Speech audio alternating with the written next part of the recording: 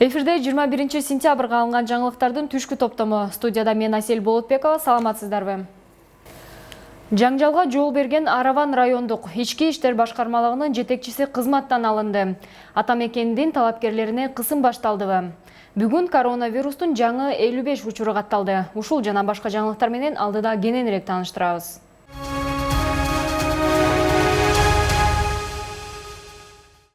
Бүгүндөн тарта Кыргызстан менен Россия Федерациясынын аба жолдору ачылды. Россияга барууну каалаган жарандар жолго чыгуудан 3 күн мурда ПЦР тестин тапшыруусу зарыл. Маалымат боюнча 21 сентябрдан тарта авиакаттамдын рейси жумасына 2 ирет. Аэрофлот жана авиатрафик компаниялар аркылуу аткарылып турмакчы. Аэрофлот компаниясы Москва-Бишкек каттамы үчүн билет сата баштады. Учактын рейси 23 сентябрга белгиленген. Эске салсак, пандемия башталгандан кийин 20 марттан тарта Кыргызстан эл аралык жана ички каттамдарын токтоткон. Марттан августка чейинки аралыкта Орусиядан 153 чартердик каттам уюштурулуп, 27296 кыргызстандык жаран алынып келинген.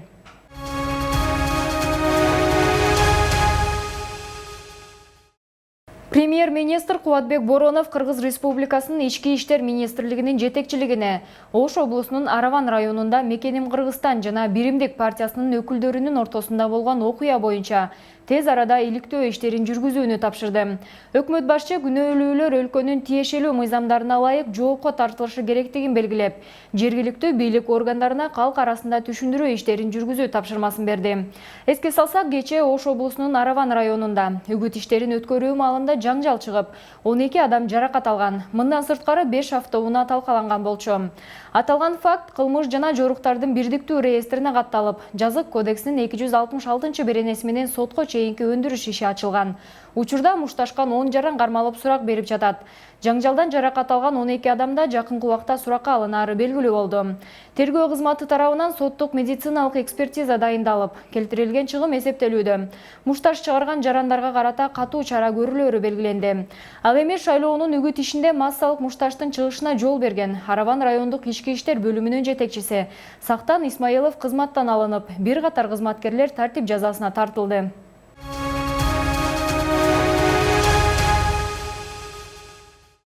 Республикалык штабтын маалыматына ылайык, өлкөдө коронавирус менен катталгандардын жалпы саны 45471 жетти. Кыргызстанда акыркы бир сутка ичинде COVID-19 илдетинин 55 жаңы учуру катталды. Жаңы катталган учурлар аймактар боюнча төмөнкүдөй бөлүнөт.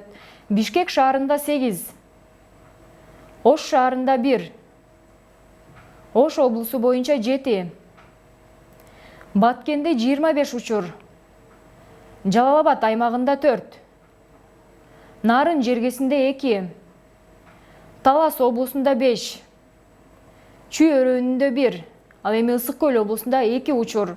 Ушул күндөрү ооруканаларда 554 бейтап дарыланып жатат. Үй шартындагы дарыланууда 1725 киши бар. Бактыга жараша өткөн сутка ичинде COVID-19 илдетинен каза болгондор катталган жок.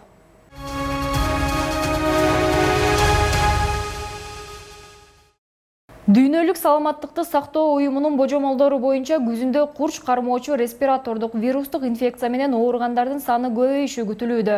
Мамлекеттик санитардык эпидемиологиялык көзөмөл борбору сасык тумоого каршы Орусияда өндүрүлгөн Гриппол плюс эмзатын алышты.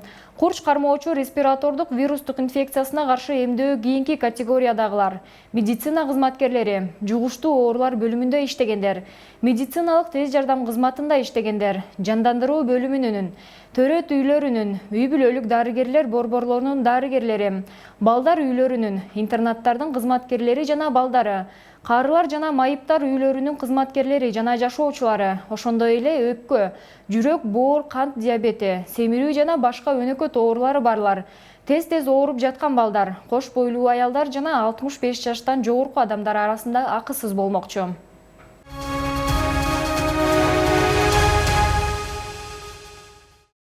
Алдыда боло турчу шайлоого Атамекен партиясы менен бара жаткан талапкер Эльвира Сурабалдиева аскер прокуратурасына суракка чакырылды.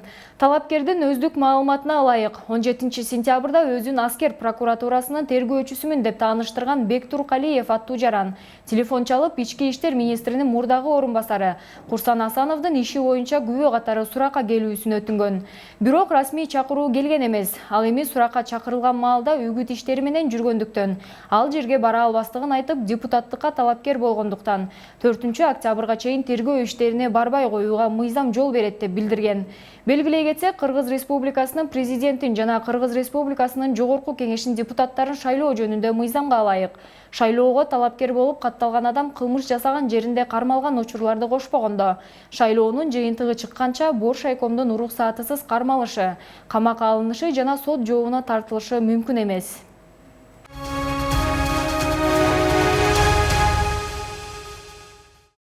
Шайлоо жана референдум өткөрүү боюнча Борбордук комиссиясында Нуржан Шайылдабекова менен Туркиянын Кыргызстандагы элчиси Жеңгиз Камил Фырат жолугушту. Жолугушууда Туркиянын Кыргызстандагы элчиси Кыргыз Республикасынын БШКнын төрагасына шайлоо жараянынын инклюзивдүүлүгүн, ачыктыгын жана ишенимдүүлүгүн жогорулатууга жардам берүү үчүн шайлоо шаймандарын сатып алууга $100 000 сертификатты тапшырды.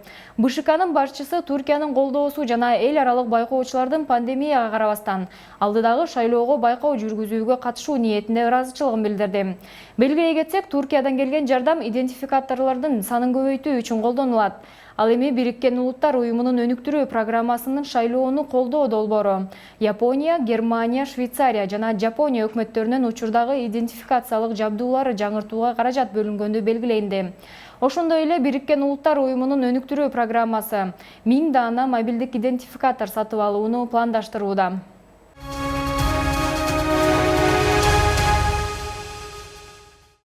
Кара Кечедеги жер көчкү түшкөн аймактын эки жагы тазаланып, 3300 метрлик жол салынды. Аталган убактылуу жол тоонун жаңтайыңкы жеринен аскалуу жана масса түшкөн жерден өтөт.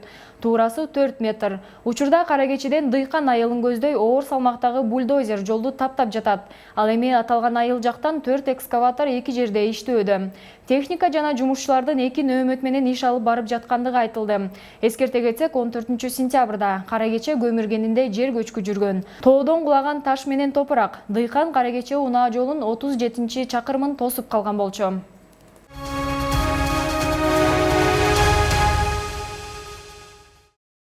Кыргызстан саясий партиясынын үгүт кербени аймактарды кыдырууда. Тагыраагы аталган партиядан жогорку кеңештин депутаттыгына талапкер Жыргалбек Саматов Ош облусунун Өзгөн районунун эң алыскы Аюу, Кайрат, Ничке Сай жана Алтыбай айылдарынын тургундары менен жолугушту. Жолугушуунун жүрүшүндө талапкер Кыргызстан партиясынын эл үчүн программасы менен кеңири тааныштырды. Ал эми жергиликтүү тургундар ичүүчү таза суу, электроэнергия, жерди трансформациялоо жана социалдык объектилерге байланыштуу маселелерди көтөрүштү. Ошондой эле социалдык жөлөк пулдарга байланыштуу мыйзамды кайра карап чыгууну суранышты. Саматов элдин көйгөйлөрүн уккан соң өз ойлору менен бөлүшүп, азыр өкмөт Өзгөн районундагы 180 гектар жерди трансформациялоо маселесин чечип жатат. Участоктогу көйгөйлөр чечилет деп ойлойм. Бирок алгач таза суунун биринчи траншын бүтүрүшүбүз керек, деди талапкер. Ош облусунун Араван району калкы жыш жайгашкан аймак. Мындан улам жер тартыштыгы канча жылдан бери чечилбей келет. Ошондуктан көп кабаттуу батирлерди курганда гана маселе жойларын Кыргызстан партиясынын талапкери Кубанычбек Нурматов айтты. Ал бүгүн Тепке Коргон айланынын тургундары менен жолугуп көйгөйлөрүн укту. Sababi o'zi tez keladi mahallamizga, odamlar bilan cho'g'ilish qiladi. Азыркы убакта депутаттар менен талапкерлер көп. Бирок биз өзүбүздүн талапкерибиз Кубанычбек Нурматовго добушубузду беребиз. Анткени ал биздин көйгөйлөрүбүздү чече алат деп ишенебиз. Башка депутаттар менен сүйлөшүү мүмкүн эмес. Ал эми Кубанычбек Нурматов элге жакын. Ал биздин айылга келип, айыл тургундары менен жолугушуп кетип турат. Биз ага көйгөйлөрүбүздү ачык айта алабыз. Анткени ал элдик депутат. Кубанычбек Нурматовго овоз бермокчумуз. Чүнки у киши биз үчүн Биз бул шайлоодо Кубанычбек Нурматов үчүн добушубузду беребиз. Анткени ал эл үчүн жардамын аябайт. Ал биздин жолдорду оңдоп берген, мектептерге, бала-бакчаларга бир топ жардамын берип келген. 2015-жылы дагы Кыргызстан партиясын шайлаганбыз. Бул 5 жыл аралыгында ал биздин көйгөйлөрдү парламентте көтөрүп чыккан. Алыс аймактар өсүп келе жаткан муундун билимдүү болушун каалайт. Ал үчүн мектептерге тажрыйбалуу мугалимдерди алуу, орус, англис класстарын ачуу, ар бир билим уяны үзгүлтүксүз интернет менен камсыз кылуу керек. Мындай көйгөйлөрдү жергиликтүү тургундар Кыргызстан партиясынан депутаттыкка талапкер Нурлан Сулайманов менен болгон жолугушууда айтышты. Ош облусунун алыскы райондоруна Кыргызстан партиясынан дагы бир талапкер Жергалбек Саматов барды. Ал Аюу, Кайрат, Ничке Сай, Токтогул, Алтыбай айылдарынын тургундары менен жолугушуп, арыз муун укту. Şu elibиздин, жерибиздин кандайдыр маселелери болгон болсо, ошолорду дагы оңойраак, дагы көбүрөөк чечип койлу Алланын ыраазычылыгына деген ой менен элдер ошо башка жакта жүргөн, Бишкекте жүргөн, аякта биякта жүргөн аксакалдар биздин ушу жазуу зонадан бир дагы баягы депутаттыкка талапкер жок болуп аттыр. Балам, сен барбасаң болбойт. Жазуу зонасы дагы 5 жыл депутаты жок болуп калат. Андай боло турган соң 10-15 жылга артка кетет жазуу зонасы. Сен барып ошол жакта элиңе, жериңе кызмат кылып кой балам деген үчүн макул деп, ушу Кудай буйруса биринчи Алла деп, анан кийин сиздерди колдойт деп ушу депутаттыкка кетип атам. Үгүт иштери Ош шаарында уланууда. Талапкерлердин бири Ахрор Иминов Туран Кичи районунун тургундары менен жолугуп, ал экономиканы өнүктүрүүгө, элдин жашоо шартын жакшыртууга багытталган партиянын эл үчүн программасы менен тааныштырды.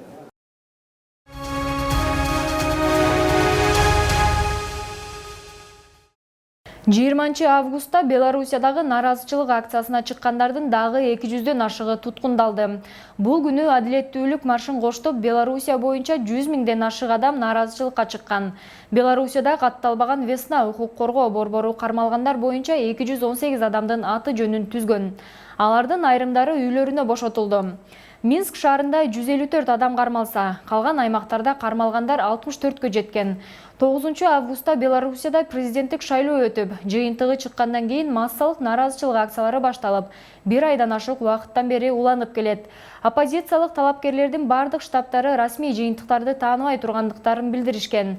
Европа парламенттин депутаттарын Белоруссиянын президенти Александр Лукашенконун расмий мамлекет башчысы катары ыйгарым укуктарынын мөөнөтү 5 ноябрда аяктай турганлыгын айтты. Бул аталган датада саясатчынын 5 президенттик мөөнөтү расмий аяктай тургандыгы түшүндүрөт. Депутаттар Лукашенконун инаугурациясы 2015 жылдын 5 ноябрында болгонун эске салышат.